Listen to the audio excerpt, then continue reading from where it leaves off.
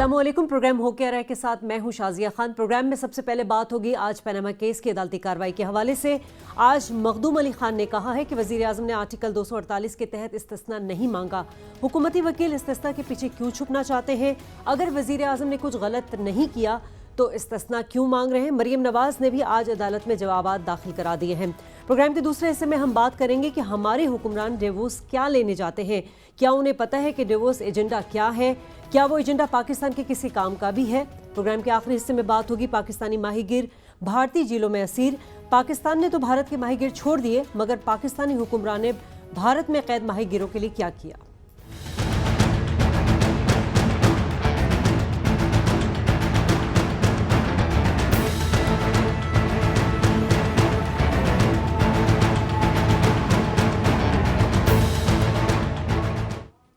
नाज़रीन, Panama case की समाअत आज हुई और आज हमने देखा कि नवाज शरीफ के वकील ने अदालत में ये बावर कराने की कोशिश की है कि असेंबली में तकरीर पर वज़ीर आज़म और उमूर मुमलिकत में वज़ीर आज़म को इस्तिस्ना हासिल है, जबकि जस्टिस आसिफ सईद खोसा ने मखदूम अली खान से इस्तफसार किया कि जद्दा फैक्ट्री के हवाले से बाप बेटे ने अलग अलग बात की है, कौन सच्चा है, बाप या बेटा। साथ साथ बात करेंगे मरियम नवाज के हवाले से, उन्होंने भी डॉक्यूमेंट्स जमा करा दिए। मेरे साथ मौजूद है डॉक्टर फ़ारूक सलीम और अयाज अमीर। अस्सलाम वालेकुम आप दोनों को। अयाज साहब, समात डॉक्टर साहब का एक फेवरेट जुमला है कि वो ट्रक की बत्ती के पीछे भगा दिया। 2 दिन से मखदूम अली खान ने इस्तिस्ना के एक वो बत्ती के लगा दी है, उसके पीछे सारों को लगाया हुआ है। बात जो उनके बयानात हैं उनके ख़ानदान के और वज़ीर आज़म साहब के, वो एक तज़ादात का मजमुआ है, जिसमें वज़ीर आज़म साहब की तकरीर जो नेशनल असम्बली में थी, कौमी असम्बली में, वो सिर्फ़ एक छोटा सा जुज़्व है, पर वो बच्चों के बयानात, कौम से खिताब जो है वज़ीर आज़म साहब का, उसमें सारी चीज़ों में अलहदा हैं। कोई एक बयान यहाँ जा रहा है, एक बयान यहाँ जा रहा है। जैसे आज आपने वो कहा कि मरियम नवाज़ ने अपने वो जो हैं चीज़ें वो कर दी। आज वो कह रही हैं कि मैं तो 1992 से बिल्कुल ही खुद मुख्तार हूँ और ये है और वो है। मुझे याद पड़ता है कि उन्होंने एक बड़ा एक वो इंटरव्यू में कहा था कि लंदन की जायदाद कुजा, मेरा तो यहाँ भी कुछ नहीं है। सब वो नवंबर 8 2011 का इंटरव्यू है ये कि वो जो आप कह रहे हैं, आपके वो बाहर कुजा, मेरा तो यहाँ कुछ नहीं है। तो फिर आप मैं अपने वालिद साहब के साथ शॉर्ट भी है, वो सुनवा लेते, वो जरा दिखा दें आप। बहुत अफसोस हुआ ये चीज देख के। वो कहते हैं कि मेरी 5 प्रॉपर्टीज हैं या 6 प्रॉपर्टीज हैं सेंट्रल लंदन में। मेरी सेंट्रल लंदन में प्रॉपर्टीज तो दूर की बात है, मेरी पाकिस्तान में भी कोई प्रॉपर्टी नहीं है। मैं अपने वालिद के साथ रहती हूँ और मुझे समझ नहीं आई कि मेरी और मेरी वालदा की और बहन भाइयों की प्रॉपर्टीज ये कहाँ से निकाल के ले आए हैं। ये अगर इस बात को प्रूफ करते हैं तो मैं आप जो भी मैं मानने को तैयार हूँ, ठीक है कि ये जो बिल्कुल कह रहे हैं सही कह रहे हैं, लेकिन इनकी मुझे ये समझ आनी चाहिए कि इनके जो पेपर ये पेश कर रहे हैं उसका सोर्स क्या है, उसकी क्रेडिबिलिटी क्या है। 2011 को मरियम नवाज ने एक टॉक शो में ये इंटरव्यू दिया था और उस पर ये क्लेम किया था, और आज जो साबित हुआ है अदालत में, आज 17 जनवरी 2017, आज मौक़िफ़ फयाज साहब ये लिए जा रहा है कि 1992 में शादी के बाद अपने वालिद नवाज शरीफ की ज़ेरे कफ़ालत नहीं रही, बल्कि अपने शौहर के साथ रहती रही और इतना टैक्स देती हूँ और वो राइवेंड के जो अखराजात है उसमें से मैं इतना हिस्सा देती हूँ। वो कहाँ से आए?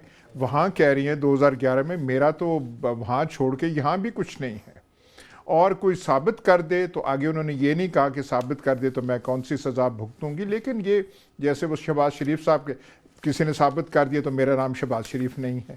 तो ये जो बात मैं सिर्फ कह रहा हूँ कि मखदूम अली खान जो इस्तिस्ना के वो ऐसे लगता है कि एक तकरीर में सब चीज़ है पिन्हा, और उसकी जो बात है वो मखदूम अली खान जो है उसका दिफा कर, हालांकि ये नहीं है। अच्छा, ऐसा फरवरी 2012 ये इस्तिस्ना वाला मामला पहले भी अदालत में डिस्कस किया जा चुका है। उस वक्त कॉन्टेक्स्ट फ़र्क था। वो यूसुफ रज़ा गिलानी साहब ये कह रहे थे कि सदर जो हैं हमारे आसिफ जरदारी साहब, उनको मुकम्मल इस्तिस्ना हासिल है मुल्क के अंदर भी और मुल्क के बाहर भी। और उसके जवाब में नवाज शरीफ साहब ने क्या कहा, अगर प्रोड्यूसर साहब, इंतज़ार साहब, अगर हमारा शॉर्ट एक सुनवा दीजिए। इस्तिस्ना के पीछे छुपने का कोई जवाब किसी को नहीं है। ये इस्तिस्ना वाला मामला ये कौम नहीं समझती। नाज़रीन, ये बयान था नवाज शरीफ साहब का। और आज जो मखदूम अली खान ने बात की है इस्तिस्ना के हवाले से, अयाज साहब और डॉक्टर साहब, मेरा तो आपसे यही तीन सवाल दिन है, से 2 कौम दिन को से यही चल समझाने रहा की है। कोशिश कर रहे हैं कि इस्तिस्ना जी। क्या होता है। तो ये बस कार्रवाई भी चल रही है जो है उसमें मखदूम अली खान बस एक वो दिफा जो है अपने मुवक्किल वज़ीर आज़म साहब जो हैं उनके लिए वो कर रहे हैं। अभी इस्तिस्ना मतलब वो कह रहे हैं, जो बेसिक बुनियादी तौर पे वो कह रहे हैं कि आपके पास जो मवाद आया है वज़ीर आज़म साहब के बारे में, उसकी बुनियाद पे आप वज़ीर आज़म के ख़िलाफ़ कुछ नहीं कर सकते। बेसिकली उनका जो मौक़िफ़ और स्टैंड ये है कि आप कोई एक्शन वज़ीर आज़म साहब के ख़िलाफ़ आप नहीं ले सकते। ये हो। लेकिन अयाज साहब, एक सवाल यहाँ पर ये है, क्या इस केस का इंहिसार सिर्फ नवाज शरीफ की तकरीर के ऊपर है? मनी ट्रेल अब कभी नहीं आएगी? अब ये जो आज इमरान खान ने कहा है कि टेक्निकल चीज़ों के पीछे नून लीग छुप रही मैं है। वही तो आपसे कह रहा हूं कि वो एक प्राइम मिनिस्टर की तमाम तकारीर का भी नहीं वो कह रहे इस्तिस्ना, वो एक कौमी असेंबली में तकरीर उसकी बात कर रहे हैं। अच्छा, मैं नहीं समझता हूँ कि तकरीर का इससे कोई ताल्लुक तो मैं नहीं समझता हूँ कि वो आर्टिकल 66 है, इम्यूनिटी है या नहीं है, उन्होंने वजीर आज़म साहब ने सच बोला था या नहीं बोला था, ये तो इश्यूज नहीं है। इश्यूज तो वो हैं, वो जो बिल्डिंग आपको नजर आती है जिसमें 4 फ्लैट हैं और अगर बीबीसी की रिपोर्ट उसमें जमा कर लें तो 5 फ्लैट हैं, उनके पैसे कहां से आए? बाकी तो कोई मामला ही नहीं है। वो कहां से आए और आपकी मलकियत में कब से थे? ये 2 पॉइंट्स। सर, फ्लैगशिप इन्वेस्टमेंट की भी बात हुई है। कल हमने बीबीसी की जो डॉक्यूमेंट्स उन्होंने हासिल किए हैं, अब क्या ये डॉक्यूमेंट्स जो हैं ये इस केस की किसी चीज़ में मुआविन साबित हो सकते हैं? अदालत इस पे नोटिस ले सकती है? देखिए 184(3) के तहत जब अदालत कहती है और कई बार कह चुकी है कि हम सच की तह पे पहुंचना चाहते हैं, तो वो पता कर सकते हैं, वो पूछ सकते हैं, वो इनसे इस्तदा कर सकते हैं कि आप हमें इसके बारे में सबूत दें, आपका क्या मौक़िफ़ है, ये पूछा जा सकता है। कई दफ़ा अदालत कह चुकी है कि बारे सबूत आप पे है, जब आप मान चुके हैं कि जायदाद आपकी है तो आप पे फ़र्ज़ बनता है कि उसके कागजात मलकियत जो हैं आप सामने लाएं, जिस पे 1-2 जज साहबान का जो आरा थी वो मुख्तलिफ थी, लेकिन जो सरबराही कर रहे हैं इस बेंच की वो बड़े वाज़ेह तौर पे कह रहे थे। लेकिन सर वही बात आ जाती है कि हम ऑब्जर्वेशन से जो है फैसला नहीं कोई एक्सपेक्ट कर सकते। बिल्कुल नहीं। ठीक है, ऑब्जर्वेशन से सिर्फ आप ये अंदाजा लगा सकते हैं कि वो डायरेक्शन जो है, जो सिम्त जो है केस की, वो कहां पे जा रही है। यानी डायरेक्शन आज सच्चा झूठा की बात की तो सादिक अमीन और फिर वही आर्टिकल 62-63 पे आ सकती है। ये नहीं, सादिक अमीन का मामला नहीं है। सर सच्चे झूठे ये सच्चे झूठे की भी बात नहीं है। देखिए वो जो 62-63 का जो है वो तो ऐसा है, आप गोते लगाते रहेंगे, हाथ मारते रहेंगे, आप तह तक नहीं पहुंचेंगे। हालांकि जमात इस्लामी के वकील ने बड़ा डायरेक्ट पिटिशन दी है सुप्रीम कोर्ट को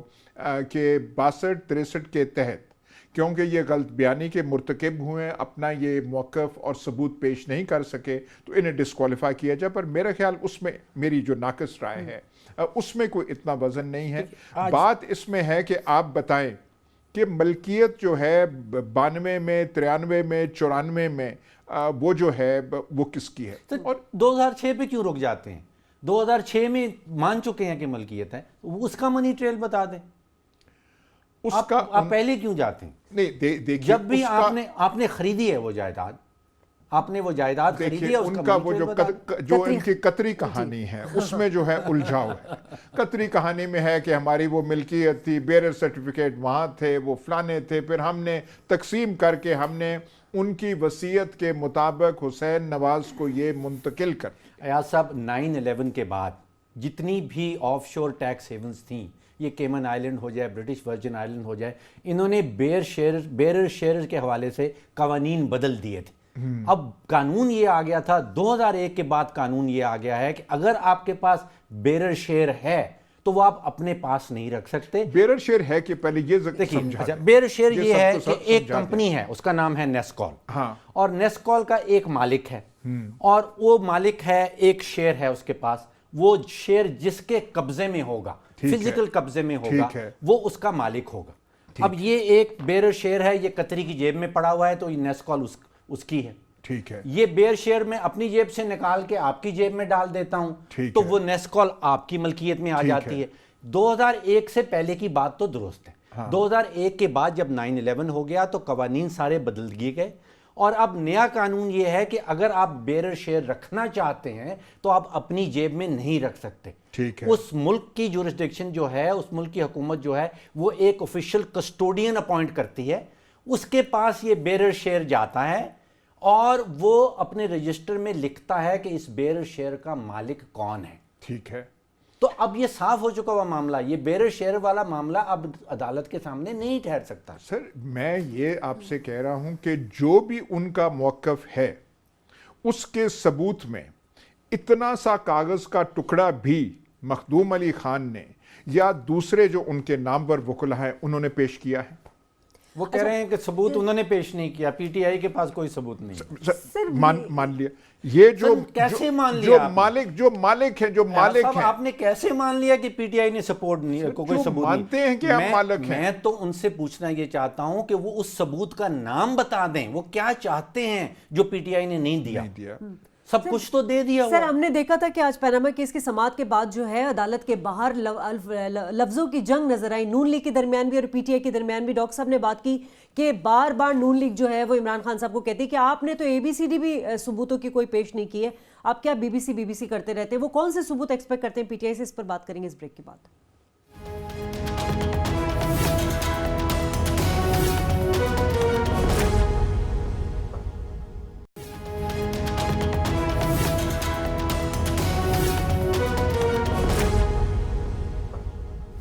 ناظرین آج وکیل نے تو دلائل دیے وزیر اعظم صاحب کے حوالے سے، اور یہ بھی استثناء کے حوالے سے بھی بات ہے کہ مانگا یا نہیں مانگا، بہرحال کیا حقیقت ہے. لیکن ایک چیز وہ ہمیشہ نظر آتی ہے عدالت کے باہر جو عدالت لگتی ہے، ایاز صاحب پوری حکومتی مشینری جو ہے، آج میں نے دیکھا کہ آصف خواجہ صاحب، سعد رفیق صاحب، مریم طلال چودھری سب اس طرح پل پڑے تھے عمران خان کے اوپر، اور جیسے کہ سارا جو یہ پیناما کیس کے الزامات ہیں یہ سارے عمران خان نے لگائے ہوئے. سر یہ دیکھیے، اس کو آپ یوں کہیے کہ یہ حاضری گروپ ہے جس نے ہر ہیئرنگ کے بعد، سماعت کے بعد اپنی وہ حاضری ڈالنی ہے کہ دیکھیے ہم بھی وہ کہہ رہے ہیں. جیسے وہاں پہ تاریخوں میں ہمارے ضلعوں میں بھی ہوتا ہے کہ چوہدری صاحب میں آ گیا ہوں، میں مطلب حاضر ہوں یہاں پہ، میں بھی اپنا چہرہ دکھا.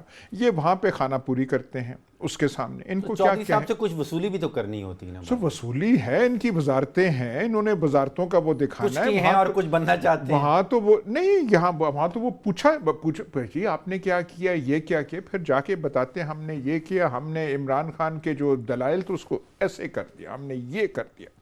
بات یہ ہو رہی ہے پیناما جو کیس ہے وہ جان حکومت کی چھوڑ نہیں رہا. حکومت کیا، فرسٹ فیملی کی ہے. یہ ساری نون لیگ پہ تو الزام نہیں ہے، شہباز شریف پہ الزام نہیں ہے، حمزہ شہباز پہ نہیں ہے، ان پہ اور آپ جو مرضی کہیں، لیکن پیناما پیپرز کے حوالے سے، لیکس کے حوالے سے ان پہ کوئی نہیں ہے. تو اور ذاتی نوعیت کے الزامات ہیں وزیر اعظم کے کاروبار کے حوالے سے. سب بالکل ذاتی نوعیت کے ہیں ان کے، نہ کوئی حکومت کی کارکردگی کے بارے میں ہے، نہ نون لیگ کے ماضی کے بارے میں ہے، نہ ان کا ضیاء الحق سے جب یہ پتہ نہیں جنم لیا تھا، پیدا لیا تھا، کوئی ایسا سوال نہیں. صرف یہ سوال ہے کہ یہ آپ نے جو دولت ہے یہ ہے وہاں پہ کیسے آئی. کیس بھی تب بنا ہے کیونکہ انہوں نے پاکستان میں اس دولت کا ذکر نہیں کیا ہوا. کیونکہ آپ کی اس سے 10 گنا دولت بھی زیادہ ہو، آپ نے پاکستان کے کاغذات میں اس کا ذکر کیا ہو تو پھر تو خلاف قانون نہیں ہے نا جی. آپ امریکا میں، دونوں امریکا، لاطینی امریکا میں اپنی جائیدادیں آپ رکھ سکتے ہیں. اگر آپ کے ٹیکس کاغذ میں اور الیکشن ریٹرنز میں آپ نے کہا کہ میرے ہوٹل، بچوں کی جائیدادیں نا یار صاحب، ان کی نہیں ہے.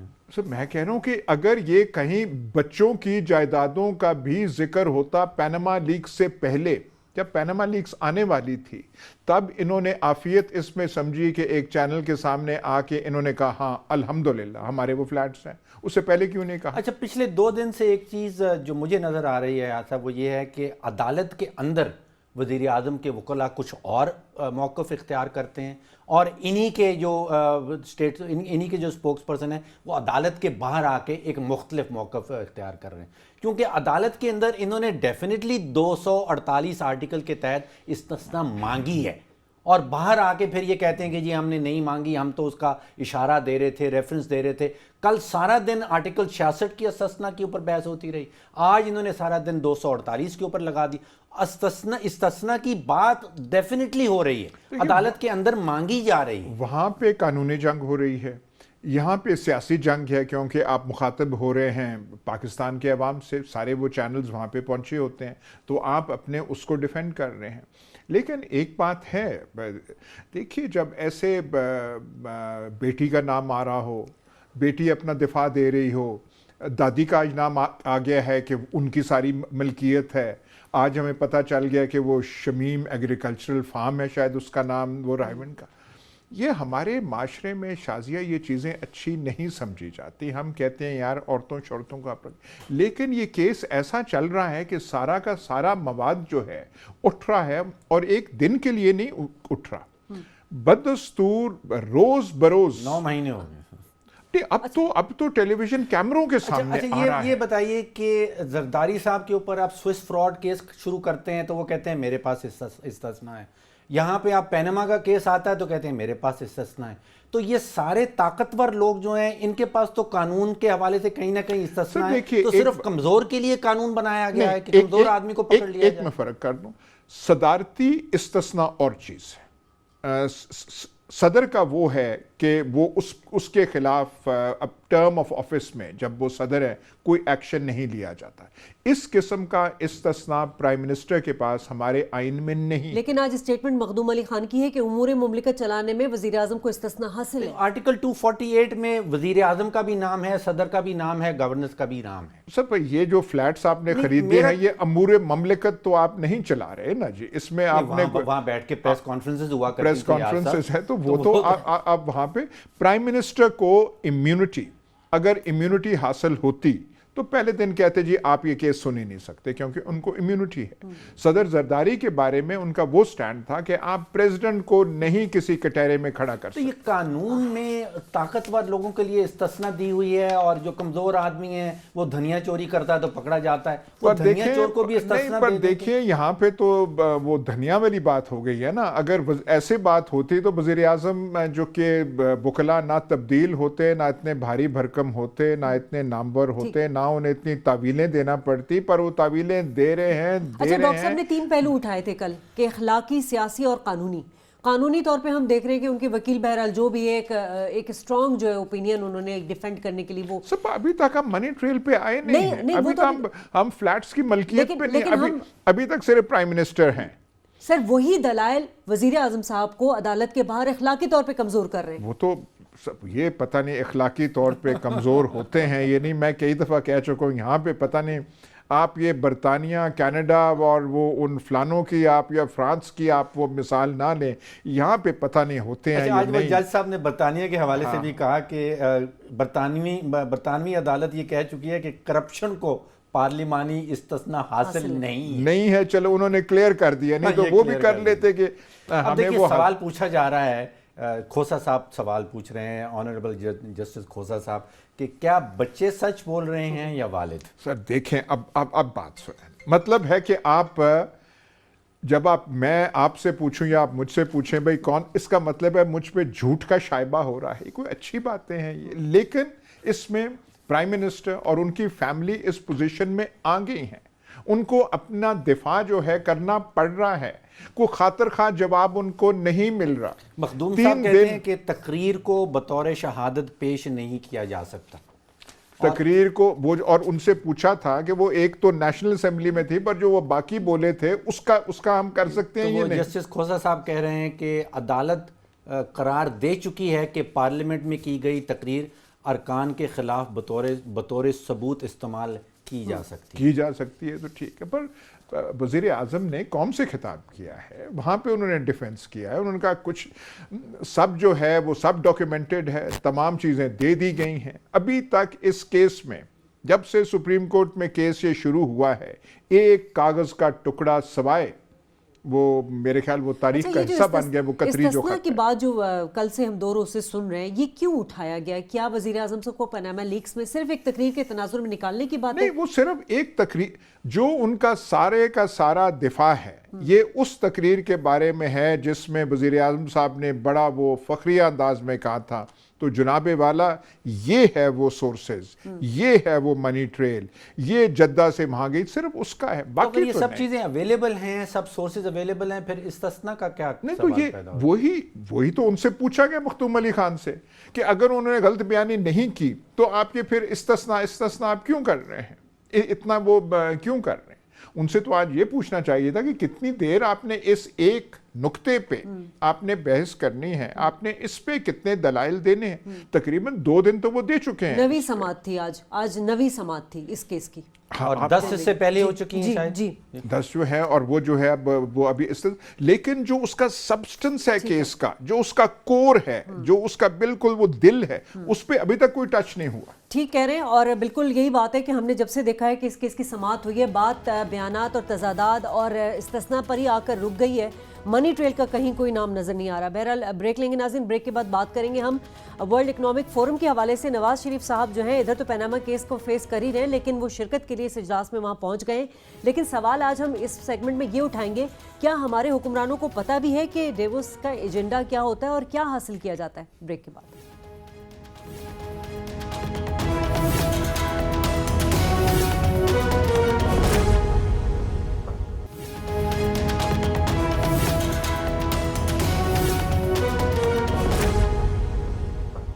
ویلکم بیک ناظرین، بات کریں گے عالمی اقتصادی فورم کے حوالے سے۔ ہم نے دیکھا ہے کہ اس میں شرکت کے لیے دنیا بھر سے جو ہے بزنس لیڈر، سربراہان مملکت اور معیشت سے متعلقہ ٹیکنیکل ایکسپرٹ وہاں پر موجود ہوتے ہیں۔ پاکستان بھی تواتر سے اس اجلاس میں شرکت کرتا ہے، لیکن سوال ہم یہاں یہ اٹھا رہے ہیں یاسر صاحب کہ کچھ پتہ بھی ہے کہ یہ ڈیووس لینے کیا جاتے ہیں ہمارے حکمران؟ 3 قسم کے لوگ ڈیووس میں جاتے۔ ایک تو ڈیووس کافی عرصے سے چل رہا ہے، جب دنیا کی معاشی شکل اور حالت قدرے مختلف تھی آج سے۔ یہ ٹرمپ سے پہلے کا دور ہے، برٹن کے ریفرینڈم سے پہلے کا دور ہے، یہ یورپ میں جو ایک نئی لہر ہے کہ جی ہم نکلیں ان چیزوں سے اور یہ بالکل جو بارڈرز ہم بند کریں اور اپنی ہم معیشت چلائیں، یہ اب نیا جو عالمی موڈ ہے اس سے پہلے کا تھا، جب امریکہ کی پوزیشن بہت مضبوط تھی اور تھا کہ بس وہ تاریخ ختم ہو گئی، اب یہی معاشی ڈھانچہ جو ہے چلے گا۔ تو ڈیووس آیا تھا تو وہاں پہ 3 قسم کے لوگ جاتے تھے۔ ایک سربراہان مملکت، ایک ایسے بڑے دنیا کے ٹائکونز بل گیٹس اور اس قسم کے آدمی، اور سیلیبریٹیز انجلینا جولی، 3-4، تو وہ اس سے سب ایکیڈیمکس کو بھی بلایا جاتا تھا، ماہر اقتصادیات کو بھی بلایا، ماہر تعلیم بھی ہوتے تھے، تو وہ ایک بڑا گلیمرس قسم کا وہ ڈیووس وہ چیز ہوتی تھی۔ پوچھنے کی بات یہ ہے جو ہمارے حکمران وہاں دوڑے وہاں چلے جاتے ہیں، اور نواز شریف صاحب نے اپنے اقتدار میں کبھی مس نہیں کیا، آپ کیا لینے جاتے ہیں؟ آپ کیا وہاں پہ بتانے جاتے ہیں؟ آپ کی وہاں پہ یاترا سے، آپ کے وہاں جانے سے کون سا جو بل گیٹس اور سارے جو ہیں وہ بےتاب ہوتے ہیں کہ ہم پاکستان میں آ کے ہم انویسٹ کریں؟ ایسے کچھ بھی نہیں ہے۔ سیشنز وہاں چھوٹے، ایک تو مین سیشنز ہوتے ہیں، پھر چھوٹے سائیڈ لائن پہ ہوتے ہیں جیسے کسی کانفرنس میں ہوتے ہیں۔ وہ آپ آرٹس فیسٹیول بھی کوئی ہو تو ایک مین ہوگا اور ایک چھوٹا موٹا کوئی ساتھ ہوگا۔ اس چھوٹے موٹے میں اس دفعہ انوشا رحمان کوئی ایک خطاب فرما رہی ہوں گی، سائرہ افضل جو ہے، راحیل شریف صاحب بھی ہیں، راحیل شریف وہ میں اس کا بعد میں ذکر کرنے والا ہوں، یہ سرکاری، اور ہمارے راحیل شریف صاحب کو بھی ان کو بھی مدعو کیا ہوا ہے کہ ٹیررزم کے بارے میں آپ بولیں۔ اور یہاں پہ جو اس دفعہ جو تھیم ہے ڈیووس کی وہ ہے لیڈرشپ پہ۔ سب وہ اس دفعہ کی تھیم رکھی ہے انہوں نے، رسپانسو اینڈ رسپانسبل گورنمنٹ، یعنی کہ جواب دہ اور ذمہ دار حکومت۔ لیکن شاید یہ سیکھائیں وہاں سے کچھ، جب وہاں پہ مے فیئر اور آف شور اکاؤنٹ ہو تو اس کے بارے میں پھر کون سا پھر ذمہ داری کس کی ہے؟ پھر آپ کون سا ریسپانس وہاں پہ دیں؟ مطلب کیا آپ وہ اسپیشل جہاز ایک لے کے وہاں چلے جاتے ہیں۔ ڈیووس میرے خیال مطلب سردیوں میں سوئٹزرلینڈ بڑا وہ بڑا ہوتا ہے، कमरों में तो सेंट्रल हीटिंग होती है, यहाँ पे सर्दी स्विट्जरलैंड के होटल से ज़्यादा होती है, तो अंदर तो आप बिल्कुल ठीक हैं, बाहर आप कपड़े शपड़े तो बड़ा होता है। अयाज साहब 32 महीने और 79 बैरूनी दौरे, आप समझिए कि मैं तो अपनी मार्केट में इतनी दफ़ा नहीं जाता हूँ, 79 दौरे सिर्फ 32 महीने में, यानी कि 2.5 से 3 दौरे हर महीने के हो रहे हैं। नहीं 79 जो हैं इस दौरे इक़्तिदार में पिछले 32 महीने में आप कैसे आप कर कैसे सकते हैं? 29 डिफरेंट कंट्रीज विजिटेड। आप सोचिए 15 दफ़ा बरतानिया, 6 दफ़ा सऊदी अरेबिया, 5 दफ़ा अमेरिका, 4 दफ़ा तुर्की, 3 दफ़ा तुर्कमेनिस्तान। वैसे 79 दौरे। ये आप पहले भी बात कर चुके हैं कि पसंदीदा मशगला है हमारा वज़ीर आज़म साहब का वो बैरूनी दौरे जो करते हैं।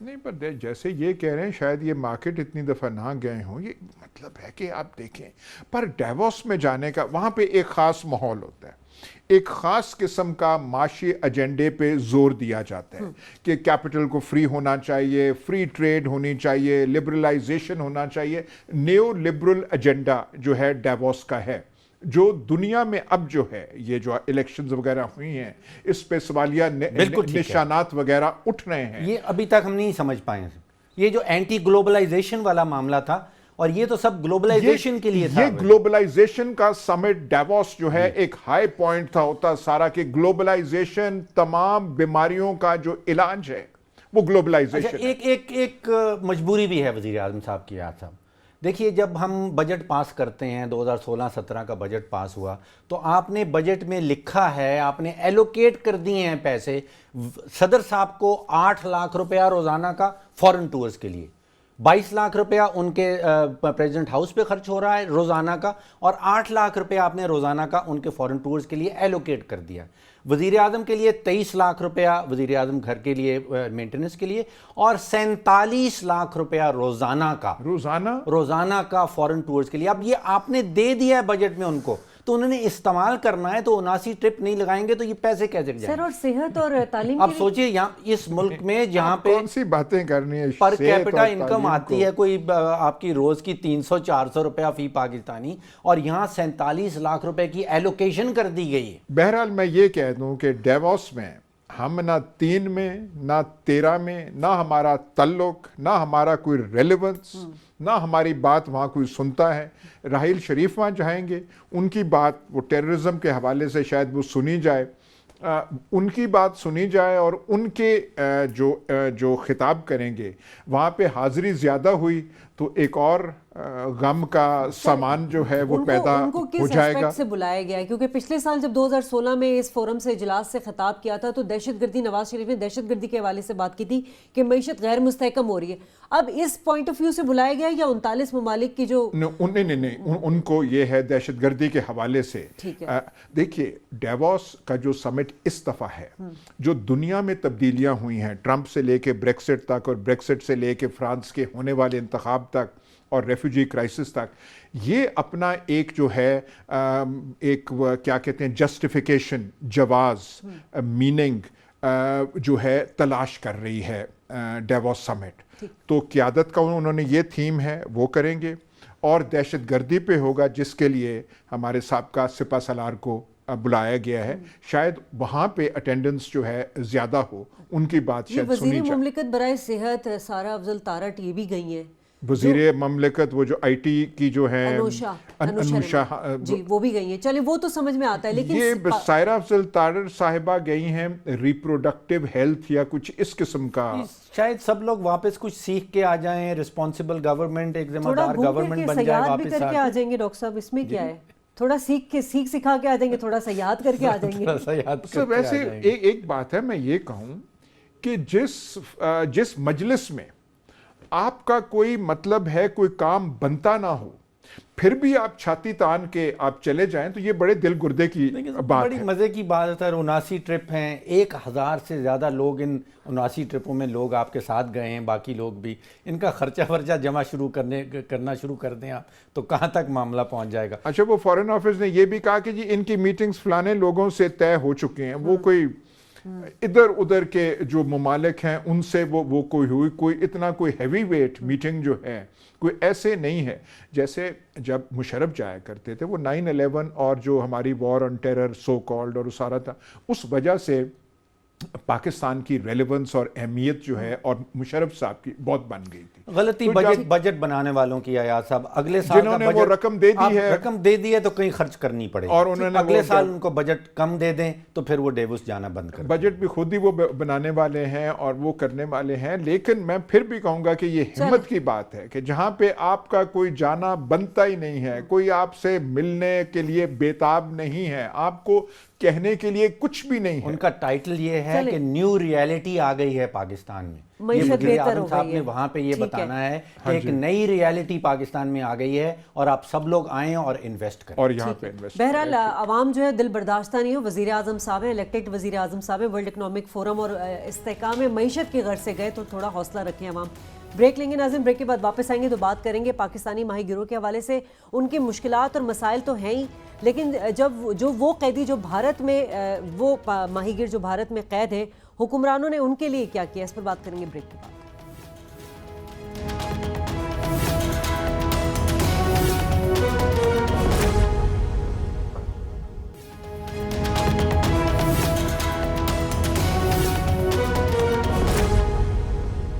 वेलकम बैक नाज़रीन, और हम बात कर रहे थे माही गिरोह के हुकूक और मसाइल के हवाले से। लेकिन अहम मसला ये है कि ये गरीब माही गिरे जब समंदर में जाते हैं तो गलती से जब वो भारत की टेरिटरी में दाखिल हो जाते हैं तो उनको कैद कर लिया जाता है। अयाज साहब शादिया, इस दफ़ा तो वो पाकिस्तानी टेरिटरी से उठा के ले गए हैं उनको। अच्छा। वो भारत की टेरिटरी में भी नहीं गए थे। अच्छा अयाज साहब, ये तो अभी डॉक्टर साहब ने जो पॉइंट रेस किया है कि ये तो फिर इसके लिए क्या करें? आज ये कहानी छपी है, ये स्टोरी जो है एक अंग्रेज़ी अखबार में, वो फ़ोटोज़ भी दिए गए हैं। ये छोटा सा, बहुत ही छोटा सा कस्बा है, चंद घरों पे मुश्तमिल, जो कि थट्टा के साहिली इलाका जो रान ऑफ कच्छ पे लगता है। और वहाँ पे ये अपना जो है इनका वो माहीगीरी के सिवा और कुछ भी नहीं है इनका। तो ये वहाँ पे अपनी किश्तियों पे जा रहे थे तो हिंदुस्तानी कोस्ट गार्ड वहाँ अंदर आके और इनको ले गई। सर पाकिस्तानी टेरिटरी के अंदर आ गए? पाकिस्तान का जो एरिया है, कोस्ट गार्ड आई, उनको मुजामत नहीं थी, वो ले गए। अच्छा। अब ये जो छोटी सी बस्ती है जो चंद घरानों पे मुश्तमिल है, इसमें सवाए 2 बूढ़ों के वो पीछे रह गए हैं। बाकी तमाम के तमाम जो लड़के हैं, कोई जितने बनते हैं 14, 15, 20, वो सारे के सारे गए हैं, वो बेचारे वहाँ पे हैं।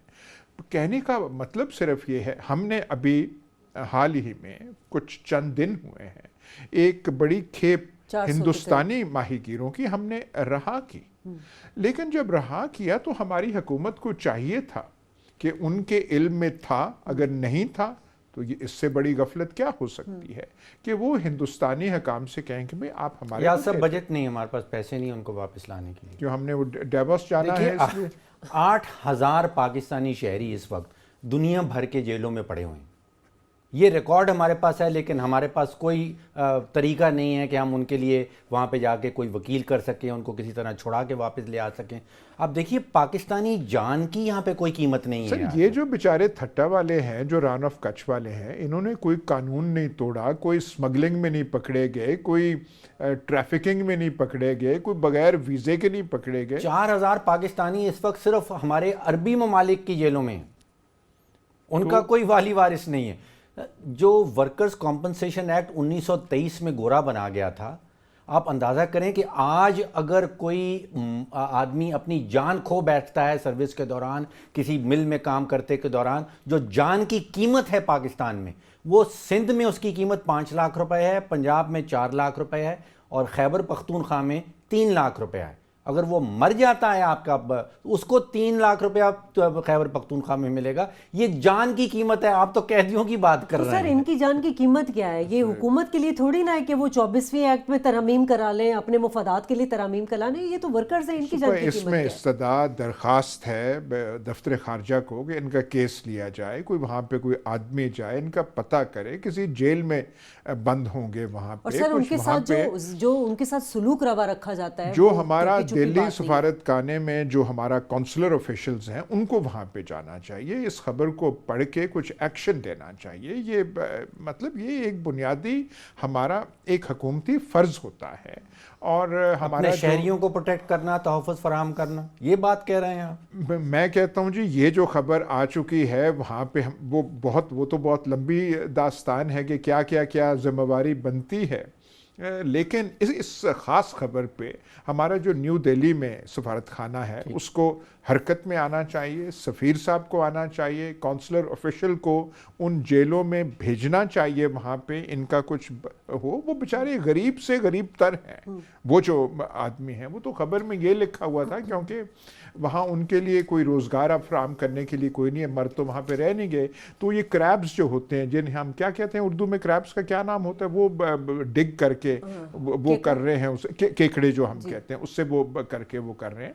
तो इस पे हुकूमत क्या पर फॉरेन ऑफिस को और इंस्ट्रक्शंस जानी चाहिए हमारे न्यू दिल्ली में जो है हमारा सफारतखाना कि इसका फौरी तौर पे कुछ ना। पाकिस्तान और भारत के दरमियान मेरे ख्याल है साल में 2 मरतबा जो है वो इन कैदियों का तबादला होता है, जो माहीगीर होते हैं या वैसे कैदी होते हैं। तो उस एग्रीमेंट को देखते हुए भी पाकिस्तानी हुक्मरानी को देखिए एक पहले चीज़ तो करना चाहिए, कोई न्यू दिल्ली से, नई दिल्ली से कोई हमारा जो है कोई अफसर, काउंसलर ऑफिशियल, उसको फौरी तौर पे वहाँ पे जाना चाहिए, उस जेल में जाना चाहिए, उस इलाके में जाना चाहिए जो रान ऑफ कच्छ के मुल्का है। कोई ज़िलाई हेडक्वार्टर होगा, कोई तहसील ज़िलाई जेल होगा, वहाँ पे वो बेचारे इंडिया में आसम उन्होंने नोट ही बंद कर दिए हैं। आपको याद होगा एक खबर छपी थी कि हमारे वहाँ पे जो काउंसिल के और हमारी एम्बेसी का स्टाफ है उनको तनख्वाहें नहीं मिल पा रही हैं।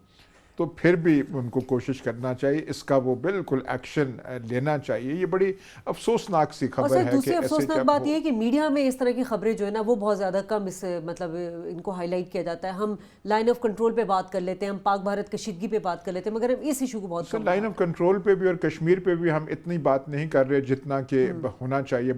मैं अब क्या कहूँ कि मुझे एक फ़ोन आया, कहते हैं जी आप दुनिया भर की बातें करते, कश्मीर की आप बात करते नहीं है कि वहाँ पे जो जुल्म हो रहा है होता चला जा रहा है। इतना तो वो जो है वो जो फ़लस्तीनियों के खिलाफ वो करते हैं। इज़राइल बड़ी बर्बरियत का मुजाहरा करता है, पर इज़राइल ने भी ये नहीं काम किया कि आंखों में 12 बोर के जो हैं वो गोलियां, जो छरे जो हैं वो किया हो।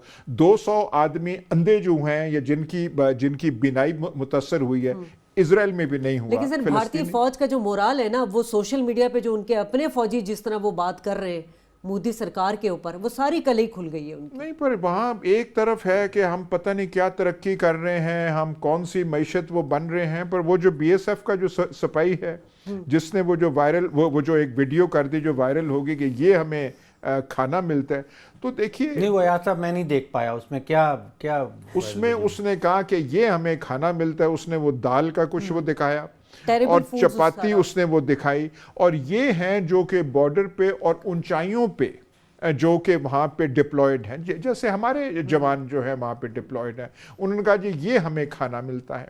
एक तो वो हो गया। फिर और ख़बरें आई, एक और शायद आई है कि हमें अफसर जो हैं ऐसे ट्रीट करते हैं और हमसे बेगमात जो है अफसरों की वो ये काम लेती हैं। तो असल जो देखिए ना, हम हिंदुस्तान और पाकिस्तान में भी दावे हमारे बड़े हैं और की है, लेकिन यहाँ पे जो गुर्बत है और गुर्बत की जो निशानियाँ इतनी ज़्यादा है, हमें कुछ शर्म आनी चाहिए इन चीज़ों पे। जहाँ पे हमने पैसे नहीं लगाने होते वहाँ हम लगाते फिरते हैं, लेकिन इन चीज़ों पे नहीं है। तो जो उस BSF के जवान ने, हिंदुस्तानी ने एक दुआई दी है, मतलब उसने कहा है कि ये हमारे साथ हशर हो रहा है। और अच्छा सर, फौज के अंदर भी शिकायत के अजाले का निज़ाम मौजूद होता है, ये सोशल मीडिया पे क्यों आके ये अपनी हुकूमत के खिलाफ बात करें? नहीं होगा, नहीं सुनाई हो रही होगी। आज देखिए सर्दी आजकल कम है इस्लामाबाद में। आप ये सोचिए कि लाइन ऑफ कंट्रोल कश्मीर में, चाहे मकबूजा साइड पे या हमारी साइड पे, वहाँ पे हालत क्या होगी। वहाँ पे जो आपको डिप्लॉय करना पड़े और आपको ठंडी दाल मेरे और चाय जो है वो बराए नाम हो और रोटी जो है वो क्या है वो ऐसे मिले, तो फिर आप क्या करेंगे। जनरल कियानी साहब को एक क्रेडिट जाता है कि उन्होंने निचले दर्जे के जो फौजी अफसरान थे, नॉन कमीशन ऑफिसर भी थे, उनका तकरीबन खाने का कोटा डबल कर दिया था। नहीं, उसमें उनके दौर में ये भी हुआ था, तनख्वाहें भी जो हुई थी।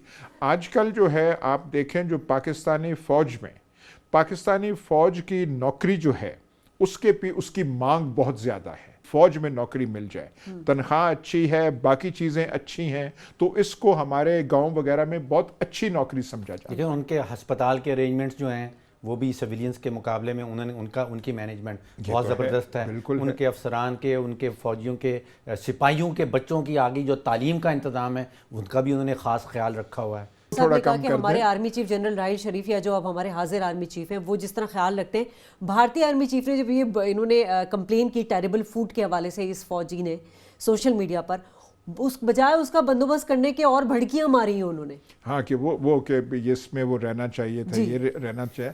लेकिन अफसरान जो हैं हिंदुस्तानी वो कॉम्प्रोमाइज़ नहीं करते। वो एक करप्शन केस हुआ था, बहुत सारे करप्शन केस होते हैं, लेकिन एक ये नामवर इसलिए हुआ था कि वो जो अफसर मांग रहा था उसने कहा ये कौन सी बिस्की दे रहे हो, बिस्की देनी है तो ब्लू लेबल दो, तो कम से कम वहाँ पे मेयार उन्होंने अपना जो है। लेकिन वो दोबारा से वो कोल्ड स्टार्ट डॉक्ट्रिन के ऊपर दोबारा से भड़के मार रहे हैं कि हम शुरू कर रहे हैं और वो पाकिस्तान के खिलाफ हो। लेकिन कोल्ड स्टार्ट से पहले थोड़ा अपना वो जो है वो नाश्ता वगैरह। बहरहाल सर्जिकल स्ट्राइक के बुलंद बांग दावे करने वाली भारतीय फौज जो है वो सोशल मीडिया पे इस किस्म के वायरल होने के बाद जो है उनकी फौज का मोराल जो है वो डाउन हो चुका है। पूरी दुनिया ने देख लिया और नरेंद्र मोदी का जो चेहरा है वो सबके सामने आ गया है। डॉक्टर फरूख सलीम, अयाज अमीर, शाजिया खान को प्रोग्राम से इजाज़त दीजिए। अल्लाह ने के बाद।